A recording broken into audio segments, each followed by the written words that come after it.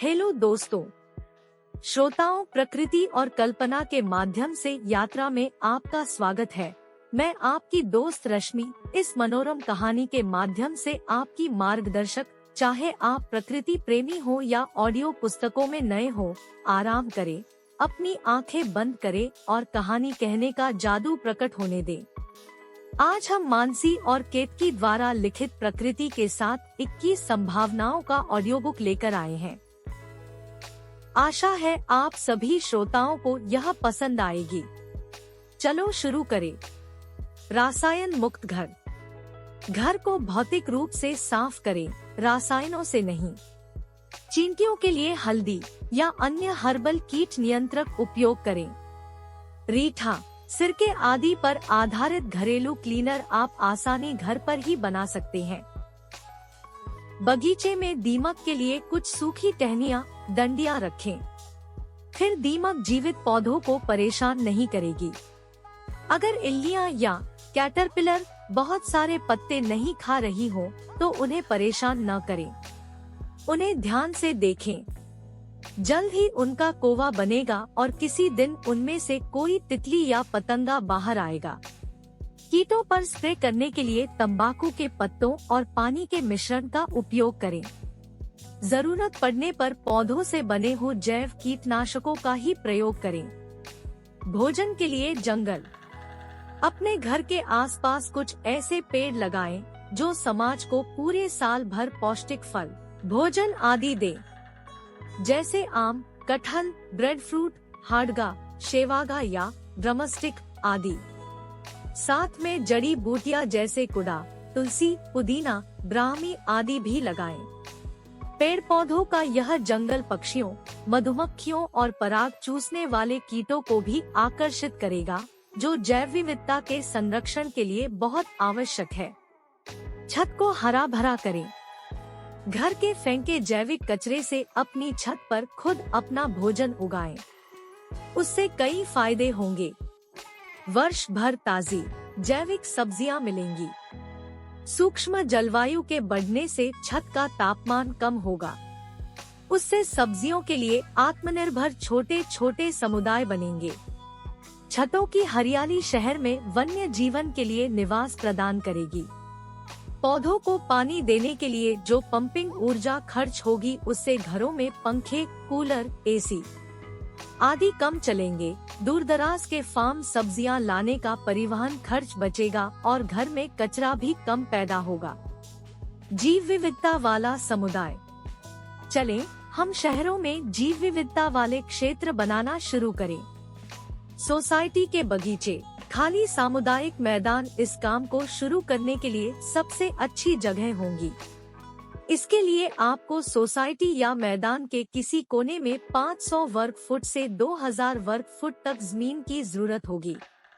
People, करंज, नीम, पलास आदि जैसे कुछ फल और फूलों या पराग वाले पेड़ लगाएं। कुछ झाड़ियां जैसे मुरुड़शे, अदुलसा, निरगुड़ी भी लगाएं। पुराने पेड़ों को बचाएं। जमीन को मिट्टी और पत्तियों से ढक, न कि सीमेंट और टाइल्स से। वन्य जीवों के साथ जीवन का आनंद ले। लॉन कम लगाएं। लॉन पानी, उर्वरकों, कीटनाशकों और संसाधनों का बहुत उपयोग करते हैं। इसलिए भारत जैसे गर्म देश के लिए लॉन नहीं है, कि बजाय कुछ अन्य विकल्पों को प्राथमिकता दें। लॉन के क्षेत्र को छोटा और कम करें। हरे भरे प्रभाव के लिए मोटी झाड़ीदार क्यारियां लगाएं। लॉन के क्षेत्र को चलने फिरने या पार्टियों के लिए ही सीमित रखें। आसपास दूर्वा घास या मंडुकपर्णी जैसी जड़ी बूटी का लॉन बनाएं।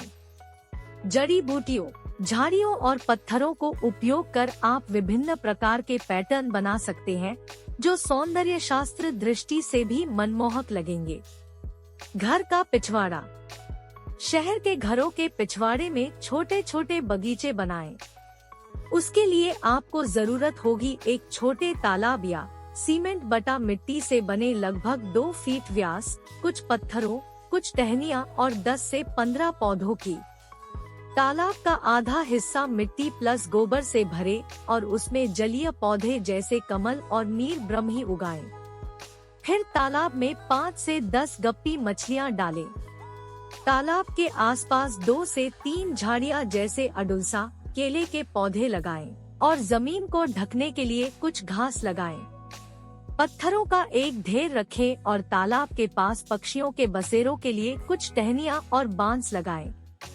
पक्षियों के नहाने के लिए बर्डबाथ, नन्हे वन्य जीवों के लिए पानी का इंतजाम करें। सबसे आसान पक्षी स्नान या बर्डबाथ है। इसके लिए एक छोटा उथला मिट्टी का बर्तन उपयुक्त होगा। पक्षियों के बैठने के लिए बर्तन के बीच में एक पत्थर और बर्तन के किनारे के पास छोटे पत्थर रखें। फिर बर्तन को पानी से भरें और उसे एक बर्तन पर यानी थोड़ी ऊंचाई पर बगीचे में रखें। बर्तन को नियमित रूप से साफ करें और उसे रोजाना ताजे पानी से भरें, अन्यथा शैवाल और मच्छरों की समस्या पैदा होगी। कृपया ध्यान दें, पक्षियों को मनुष्यों का भोजन न खिलाएं।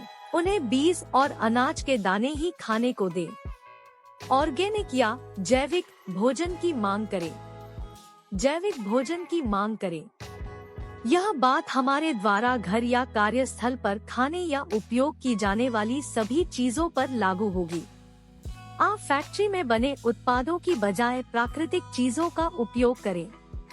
आपकी मांग बाजार को प्रभावित करेगी और धीरे धीरे बाजार में जैविक उत्पाद बढ़ेंगे। हम दुकानदारों, स्टोर्स, विक्रेताओं से जाकर जैविक उत्पादों के बारे में पूछताछ और मांग करें। हम पड़ोस की किराने की दुकान और ऑनलाइन स्टोर्स, सप्लायर से भी जैविक उत्पादों की मांग करना शुरू करें। किसान को दोस्त बनाएं। माल, विचार, स्नेह के आदान प्रदान के लिए हम किसी किसान को अपना मित्र बनाएं। सोचें कि इस रिश्ते से क्या हासिल होगा। किसान मित्र शहरी परिवार को खाने के सामान की नियमित आपूर्ति करेगा। इससे किसान को नियमित आय का सहारा होगा। शहरी मित्र किसान परिवार को तकनीकी सहायता दे सकता है। किसान बिचौलियों से बचेगा और उसे अपनी पैदावार की बेहतर कीमत मिलेगी। शहरी बच्चे गांव में खेती देखने जा सकते हैं।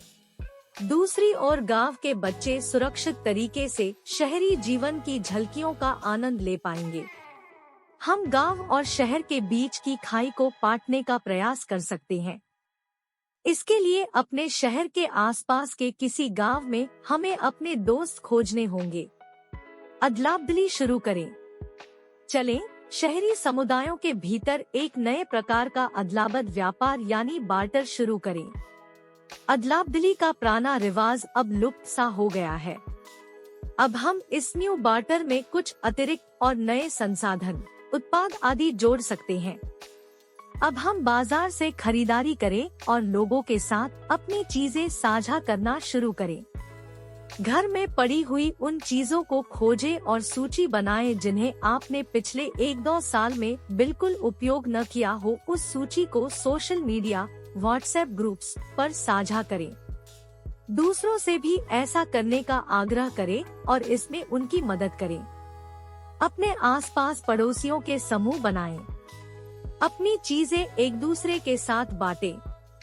इससे स्पष्ट रूप से धन की बचत तो होगी ही, पर साथ में संसाधनों का भी संरक्षण होगा। जैविक चारदीवारी या बायोफेंस। बायोफेंस का अर्थ है एक जिंदा, जीवित दीवार जिसे उपयुक्त झाड़ी की प्रजातियों, पेड़ों और विविधता के लिए 1-2 बैलों के साथ लगाया जाता है। सीमेंट की मृत दीवार की तुलना में बायोफेंस कहीं अधिक सार्थक होगी। एक ही जीवित, सौंदर्य की दृष्टि से हमेशा उगती हुई दीवार वो पक्षियों, मधुमक्खियों, कीड़े-मकोड़ों के लिए एक सुरक्षित निवास स्थान होगी। पत्तियों, फलों, पराग, छाल आदि वन्य जीवों को भोजन प्रदान करेंगी। जमीन पर रहने वाले वन्य जीवों जैसे नेवला, खरगोश, गिलहरी के लिए वो छिपने का स्थान होगी। सीमेंट की दीवार की तुलना में जैविक चारदीवारी में बहुत कम ऊर्जा लगेगी। उससे आपका इकोलॉजिकल फुटप्रिंट भी कम होगा। आग लगने से रोकें। आग का हमारे पर्यावरण और इकोसिस्टम पर विनाशकारी प्रभाव पड़ता है। व्यापक आग के लगने से बहुत सी जैव विविधता नष्ट हो जाती है। आग सिगरेट, कृषि कार्यों से, विद्युत तारों में चिंगारी आदि से लग सकती है। आग दूर दूर तक फैल सकती है। उस स्थिति में आप क्या कर सकते हैं? समुदाय के बीच जागरूकता फैलाएं कि जब वे कृषि या किसी अन्य काम के लिए आग का उपयोग करें, तो ध्यान रखें और आग को आसपास के इलाकों में न फैलने दें। अपने पास के वन अधिकारी को तुरंत आग की रिपोर्ट दें। फायर लाइन बनाने में अपना सहयोग दें। आग बुझाने से कार्बन उत्सर्जन कम होगा और वायु की गुणवत्ता में सुधार होगा। देसी पौधे। हमारे आसपास पौधों में विशाल विविधता होती है। इनमें कई पेड़ पौधे वन मूल के होते हैं, अर्थात वो उस क्षेत्र के लिए एकदम विशेष होते हैं। इसलिए देसी या स्थानीय पेड़ पौधों को संरक्षित करना और उन्हें लगाना बहुत महत्वपूर्ण है। हम देसी या स्थानीय पेड़ पौधे कहाँ लगा सकते हैं? सभी वृक्षारोपण अभियानों में, हरियाली वनीकरण की गतिविधियां में, पहाड़ियों पर, नदियों के किनारे, सड़कों, फार्म हाउस और जंगलों में मूल देसी प्रजातियों के पेड़ों को बढ़ावा दें। हमेशा देसी फल उगाएं। हमारे आस तमाम जंगली फल होते हैं जिनकी हमें बहुत कम जानकारी होती है। अमरूद, चीकू से बहुत लोग परिचित होते हैं। चलें, आपका जंगली देशी फलों से परिचय कराएं। यह सभी फल बहुत पौष्टिक होते हैं। विटामिन से भरपूर इन फलों में कुछ औषधीय गुण भी होते हैं, जैसे खिरानी, भोकर, मेकी, अमोनी, चारोली, जामुन, करोंदे आदि। जंगली बीज इकट्ठे करें। मूल पौधों के प्रसार के लिए सबसे महत्वपूर्ण उनके बीज होते हैं। उनका संग्रह अच्छी देखभाल के साथ किया जाना चाहिए। पौधे की पहचान करें और केवल देसी पौधों के बीज ही एकत्र करें। जमीन पर गिरे बीजों या पके फलों को इकट्ठा करें। फलों को पेड़ों से न तोड़ें। उन बीजों को इकट्ठा करें जो बहुतायत में उपलब्ध हों। दुर्लभ पौधों के पीछे न जाएं। बीजों को वन क्षेत्रों से इकट्ठा न करें, उन्हें सड़कों के किनारों से इकट्ठा करना ही बेहतर होगा। एकत्रित बीजों को छाया में सुखाएं, फिर उन्हें सूखे डिब्बों में संग्रहित करके उन पर लेबल चिपकाएं। बाद में उन्हें पौधे बनाने वाली नर्सरी के हवाले कर दें। आक्रामक पौधों को रोकें। किसी भी क्षेत्र में मानव गतिविधियों द्वारा लगाए गए पौधे या जानवर उस क्षेत्र की प्राकृतिक संरचना को बदल सकते हैं और वहां के पर्यावरण संतुलन को बिगाड़ सकते हैं। हमें ऐसे आक्रामक पौधों को शुरू से ही रोकना चाहिए। प्राकृतिक क्षेत्रों में वृक्षारोपण के समय हम सिर्फ स्थानीय और देसी पेड़ पौधे ही लगाएं। आक्रामक पौधों की पहचान करें।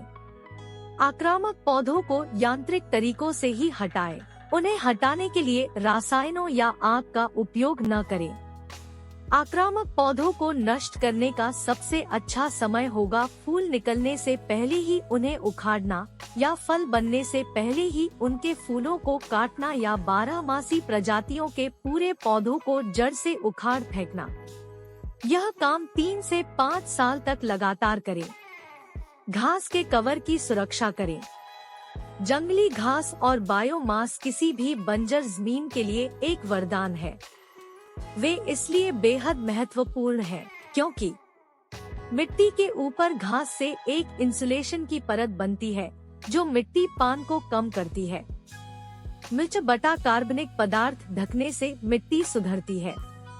घास के कवर से मिट्टी में कार्बन और उसकी प्रजनन क्षमता बढ़ाती है।